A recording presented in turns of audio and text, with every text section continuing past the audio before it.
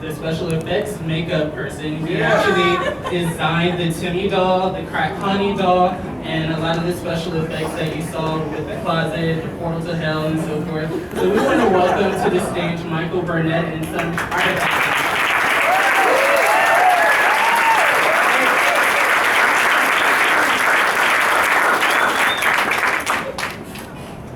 Hi everybody, thanks for coming out.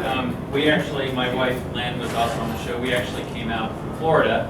We live in Florida now. When I heard about this, I had to come out. This was probably one of my favorite shows. I've known some of the people on it.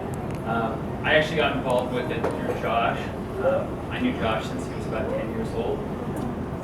They were trying to make a doll, and he was a big Star Wars fan. We were big Star Wars fans. We worked with Lucas, so we really connected and stayed in touch.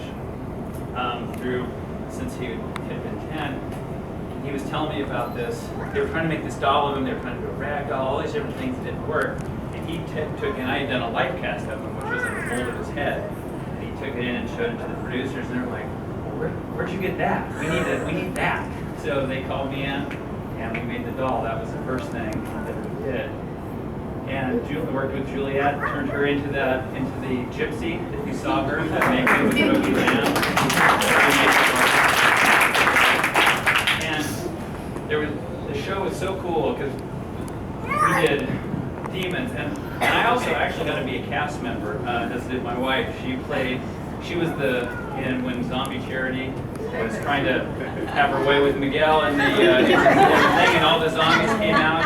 She was the bride zombie. I was some zombie hands. I was one of the zombie pirates. And I remember they killed me, and I was dead. I had to lay in the set for a while, and I was afraid because we'd been up all night finishing these makeups. And I thought I'm gonna fall asleep here. Well, I didn't do it, so it was good. But I got to work with so many people. Eric was a demon before he was Ethan. And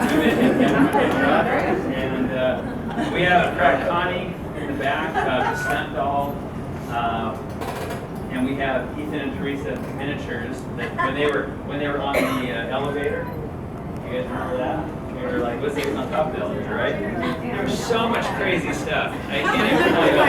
In fact, Mackenzie, I met Mackenzie. I worked with her dad, Michael Westmore's amazing makeup artist. I met Mackenzie when she was probably 12, maybe, at her house, and I was working with her dad, and then I got to do her very first life cast.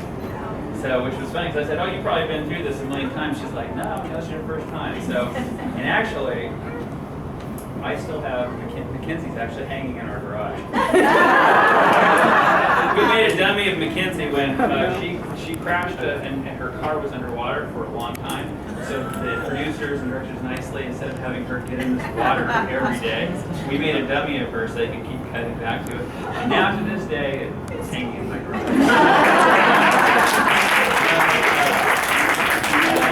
And we still have a connection because a lot of the people I work with, she's the host of Face Off.